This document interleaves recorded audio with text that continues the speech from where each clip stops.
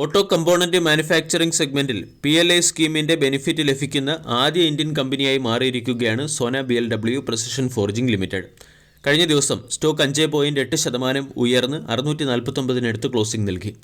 38,000 കോടി രൂപയുടെ മാർക്കറ്റ് ക്യാപ്പുള്ള കമ്പനിയുടെ വാല്യൂഷൻ 77.94, ഡിവിഡൻഡ് ഈൽഡ് 0.94. കഴിഞ്ഞ ഒരു മാസം കൊണ്ട് സ്റ്റോക്ക് 10%-നടുത്ത് റിട്ടേൺ ആണ് നൽകിയത്.